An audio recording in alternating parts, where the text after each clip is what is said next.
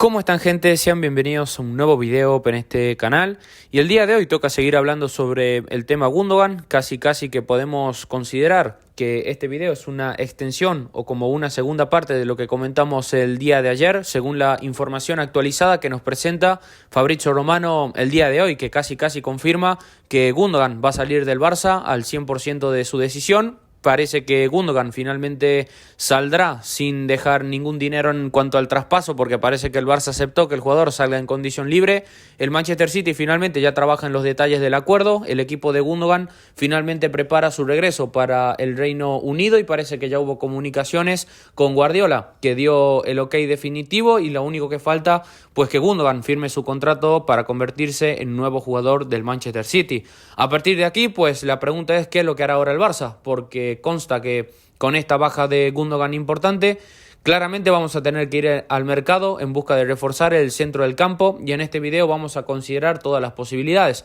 tanto con lo que ya tenemos actualmente en plantilla como también diferentes opciones que el Barça podría encontrar ahora mismo en el mercado de fichajes. Y en cuanto a mi opinión sobre el posible reemplazante de Gundogan en caso de que termine saliendo del Barça, como todo parece indicar, la verdad es que es un tema que ya había tocado en el pasado, hace un mes, si no estoy mal concretamente, cuando pedí el fichaje de Zubimendi. Y la verdad es que, este tema es algo que para mí el Barça está administrando mal, y que el tema este del doble pivote es un tema que estamos tomando bastante a la ligera, porque imagínate, si yo bajo mi punto de vista ya consideraba que íbamos más o menos cortos o agarrados a pinzas teniendo a Gundogan dentro de la plantilla, imagínate ahora con la salida de Gundogan, que sí que puede ser que por ejemplo Flick lo tenga más pensado para jugar por detrás del 9, y al tener una sobrepoblación en esa posición pues prescindamos de él, pero también era un jugador que en la posición de doble pivote era una herramienta más a la que actualmente las opciones que tenemos en plantilla son muy escasas. O es una posición del doble pivote del Barça que, sobre todo con la salida de Gundogan, queda bastante debilitada, y con opciones que van muy agarradas a pinzas y tirando de la creatividad del entrenador que tenga. Porque, por ejemplo, podría tirar con Pedri intentándolo jugar más cercano a la base, que desde el punto de vista ofensivo a lo mejor te da más salida de juego, pero desde el punto de vista defensivo no creo que Pedri sea un jugador que por ejemplo abarque el campo como lo abarca Gundogan. Y después tenés opciones más defensivas también, como puede ser el caso de Christensen, que de momento jugando de pivote de manera compartida en esa zona del campo no se lo vio del todo cómodo. Y después tenés la otra opción, que es el tema de Eric García, que el otro día contra el Valencia jugó en esa posición y dio un rendimiento la verdad que bastante bueno, pero no deja de ser algo que no te podés fiar del todo. Después tenés otras opciones más, como es el tema de Bernal Casado, que son los dos chicos de la Masía que están teniendo los minutos y que Flick de momento está apostando por ellos, a la espera de lo que son las dos incógnitas que serían los titulares hipotéticos actualmente, que es el caso tanto de Gavi como en el caso de Frenkie de Jong. Y si el Barça finalmente se la termina jugando por esto y no termina fichando a nadie y decide tirar con lo que tiene, lo entendería. Si es que me explican que no encuentran un reemplazante en el mercado a la altura de Gundogan, o creen que no hay ningún jugador que cumpla con ese perfil, cosa que dudo mucho,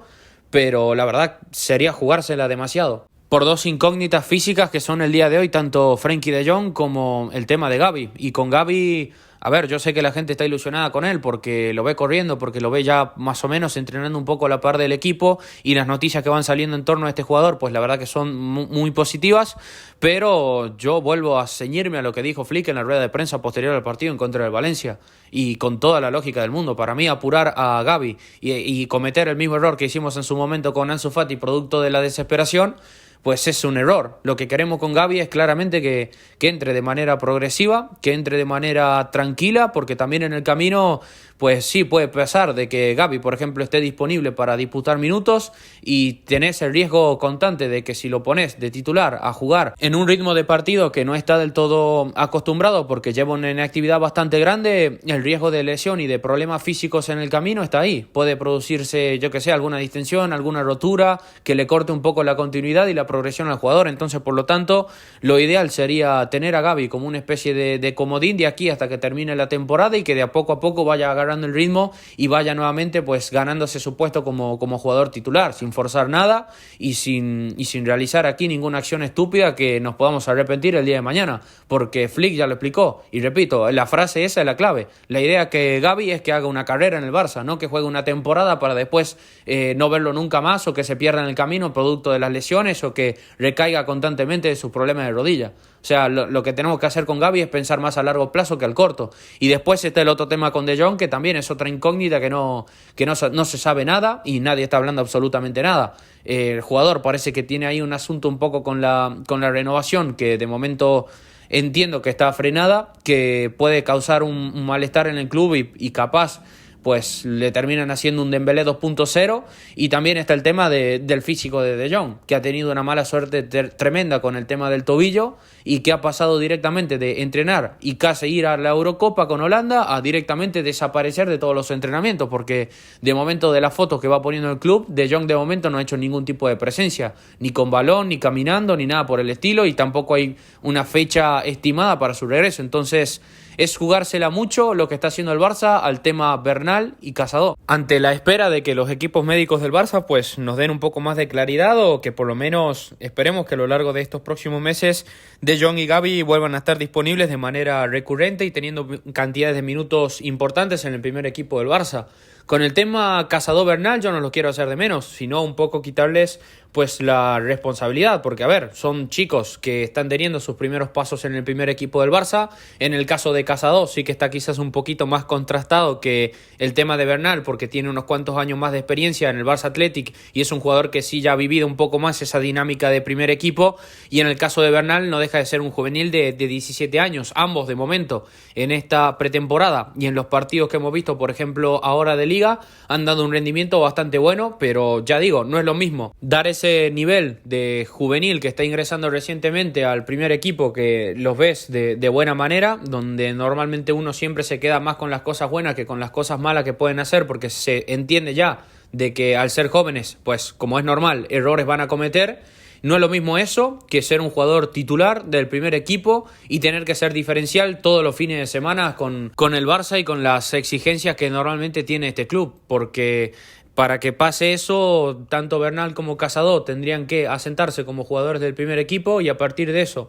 el nivel que tienen actualmente, como mínimo mantenerlo, y con el paso de los meses, pues potenciarlo hasta convertirse en jugadores diferenciales. Y claramente, pues los procesos no lo podemos acelerar, cada jugador es un mundo, y con el tema de Casado y Bernal creo que no sería justo pues meterle esa presión y machacarles en caso de que no estén a la altura de la oportunidad, o que por ejemplo tengan errores más de lo que nosotros esperamos, o por ejemplo que pasen una mala época unos cuantos partidos y la gente comienza a cuestionarlos. Yo creo que simplemente no lo merecen, y es una carga que sería mucho para estos chicos. Entonces la solución ante la salida de Gundogan,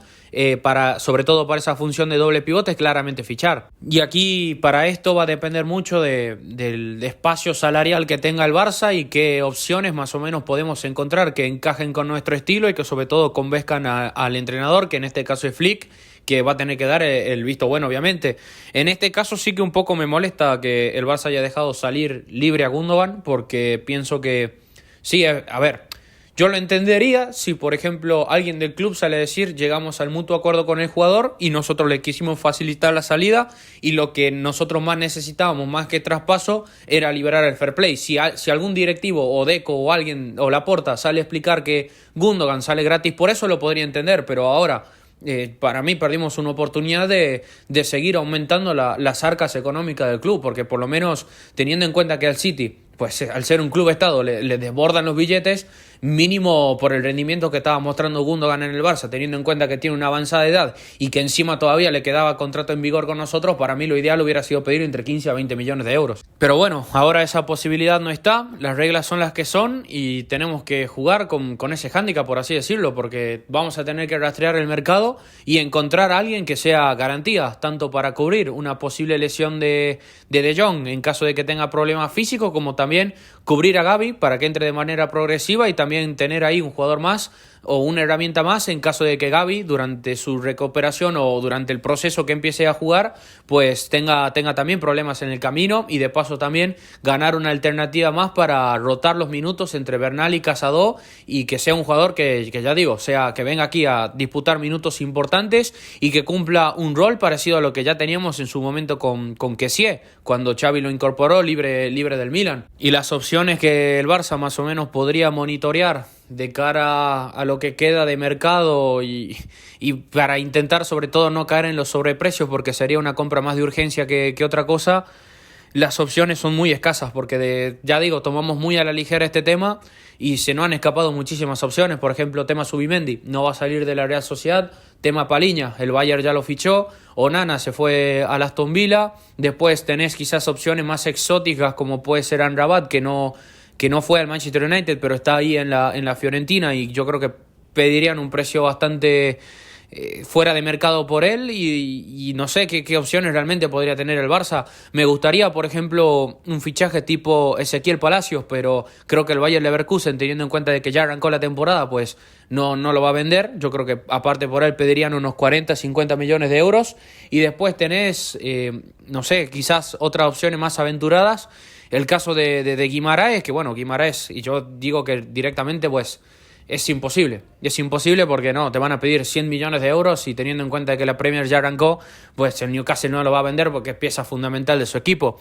Entonces yo apostaría por lo seguro, y el jugador que yo propondría que el Barça tendría que fichar es el caso de León Goretzka, el jugador del Bayern, que parece que no va a ser tenido en cuenta por Kompany. Es un jugador que la temporada pasada fue importante con Tuchel, disputando casi que todos los partidos disponibles de la temporada. Es un jugador que tan solo le queda un año de contrato, y sobre todo lo más importante, pienso que es un jugador que nos podría dar rendimiento inmediato y por lo menos cubrir con ciertas garantías esta baja, o esta salida, mejor dicho, de Gundogan. Goretzka para jugar al doble pivote, yo creo que es un jugador perfecto para la idea de Hansi Flick. Aparte es un entrenador que lo conoce a la perfección. Yo creo que ha sacado en su momento, en aquel Bayern del año 2020, pues su mejor versión. En la selección alemana también lo convirtió en un jugador bastante importante, y es un fichaje que bueno, actualmente tiene pues un precio de mercado de 30 millones de euros, y teniendo en cuenta de que tan solo le queda un año más y no parece que vaya a renovar,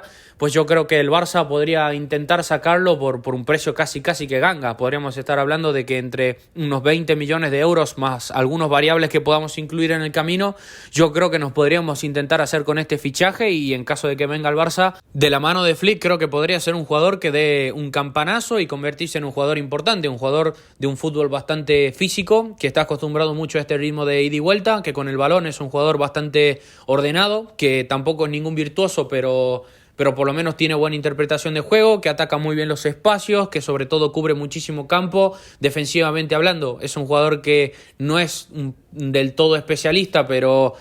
tiene buen posicionamiento y tiene buena capacidad de quite, por lo menos para jugar en esa función de doble pivote. Si lo pones con un jugador que sea un poco más fuerte defensivamente hablando, o si lo combinas por ejemplo con un De Jong, yo creo que se podrían complementar bastante bien, y es un jugador que también ofensivamente hablando tiene mucho tipo de recursos, tiene una gran envergadura que le permite ganar muy bien de cabeza, y que sobre todo tiene muchísimas llegadas desde segunda línea. Y ya digo, si el Barça quiere ir a por él, pues ya comentaremos esta posibilidad mucho más a profundidad, pero por lo menos yo pienso que teniendo en cuenta las opciones y lo que hay más o menos disponible en el mercado, que sinceramente a mí tampoco no me termina del todo de cerrar, pero bueno, es lo que hay, y es el tiempo que más o menos ya nosotros tenemos. Quedan 2 semanas y tampoco, en caso de que salga Gundogan, tenemos mucho margen de maniobra. Otra opción que me gustaría mucho que fiche el Barça, si es verdad que sale unos 25 millones de euros, sería la opción de Javi Guerra, este jugador del Valencia que también está dando un rendimiento bastante interesante, y dentro del contexto Barça creo que podría ser otro jugador que sea de esos fichajes que terminen